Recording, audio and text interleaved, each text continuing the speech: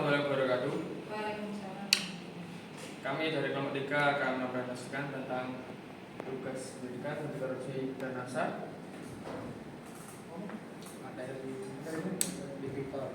Tipikor, yaitu tindak pidana korupsi. Sebelumnya terima kasih dosen Rohimatus Sofia, SSI, MSI.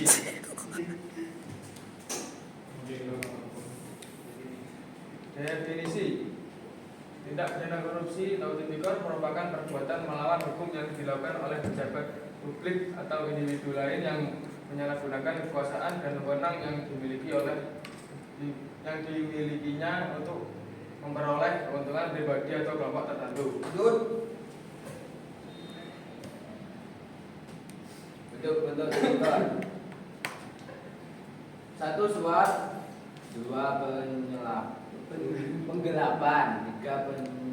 Pemerasan, nepotisme, gratifikasi, penyalahgunaan jabatan, penghindaran pajak, manipulasi data dan laporan keuangan. Lanjut.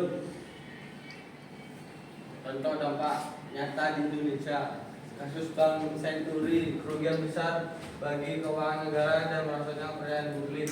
Kasus EKTP, mengemban proyek nasional yang penting. Kasus BLBI, penyalahgunaan dana besar yang berdampak pada ekonomi. Lanjut. Pasal 2 mengatur tentang perbuatan memperkaya diri sendiri atau orang lain yang merugikan keuangan negara atau keuangan negara. Ayat 1. Setiap orang secara melawan hukum melakukan perbuatan memperkaya diri sendiri atau orang lain atau suatu korporasi yang dapat merugikan keuangan negara atau perekonomian negara. Pasal 3 mengatur tentang penyalahgunaan kewenangan yang mengakibatkan kerugian keuangan negara. Ayat 1. Setiap orang yang dengan Pasal 5 mengatur tentang pemberian atau penerimaan suap. Ayat 1. Setiap orang yang memberi atau menjadikan suatu pada pegawai negeri atau penyelenggara negara dengan maksud supaya pegawai.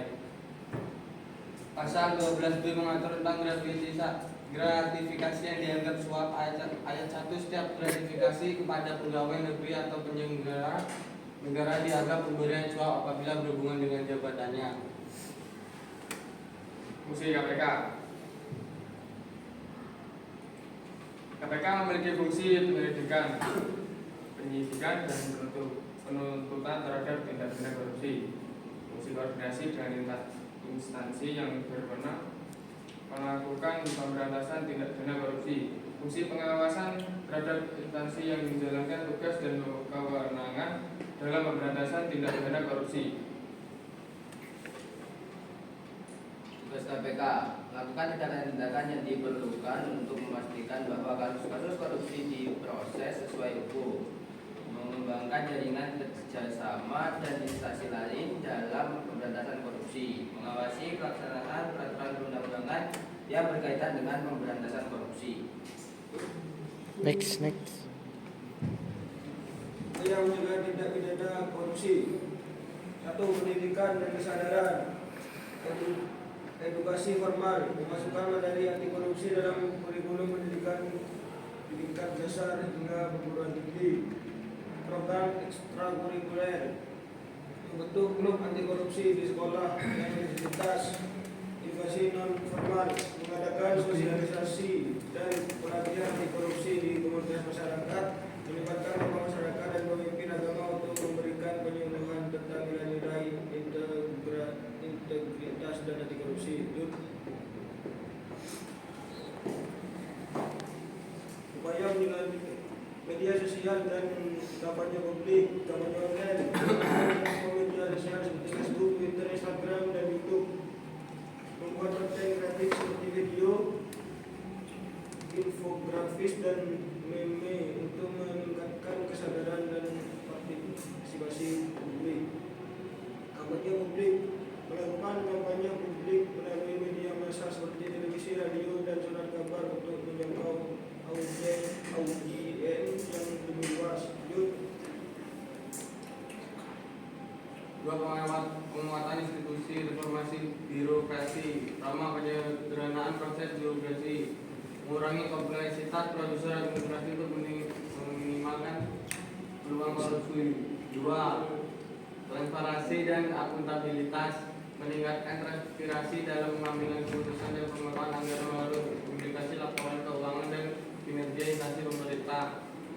Pengawasan ketat terhadap pejabat publik, terutama ada deklarasi kewajiban pejabat publik untuk mendeklarasikan kekayaan mereka sebelum dan sesudah menjabat serta secara berkala selama masa jabatannya. Pengawasan dan peran teknologi yaitu dokumen untuk transparansi. Pertama, portal transparansi mengembangkan portal e-government yang memungkinkan masyarakat untuk mengakses informasi tentang pengelolaan anggaran. Dua, sistem pengadaan elektronik mengimplementasikan e-procurement untuk semua pengadaan barang dan jasa. Sistem pengaduan online seperti platform pengaduan, yaitu membangun platform online yang aman dan mudah diakses. Perlindungan pelapor, menjamin kerahasiaan dan memberikan perlindungan hukum bagi pelapor. Peran masyarakat dalam pemberantasan korupsi. Edukasi publik, melapor tindakan korupsi, melaporkan dugaan korupsi, melindungi Whistleblower. mengawasi penggunaan anggaran publik, pengawasan anggaran, transparansi informasi, akses data. Peran masyarakat dalam pemberantasan korupsi. Komunitas anti korupsi, LSM dan organisasi masyarakat sipil. Peran LSM. Lembaga swadaya masyarakat memainkan peran penting dalam mengurangi korupsi dengan melakukan advokasi, pendidikan dan pengawasan. Contoh LSM yang aktif dalam pemberantasan korupsi Indonesia adalah Transparansi Internasional Indonesia. Dia sama dengan media investigasi jurnalisme. Media memiliki peran penting dalam melakukan investigasi terhadap kasus-kasus korupsi. Publikasi kasus korupsi, media dapat membantu mempublikasikan kasus-kasus korupsi yang sedang diselidiki. Program edukasi di media menyediakan program edukasi di televisi, radio, dan platform online. Implementasi dan dukungan bersama pemerintah dan masyarakat, pengetahuan bekerja sama dengan masyarakat, penguatan dan edukasi, memperkuat regulasi yang mendukung partisipasi masyarakat dalam pemberantasan, evaluasi dan umpan balik, melibatkan masyarakat dalam proses evaluasi dan umpan balik terhadap kebijakan dan program anti korupsi.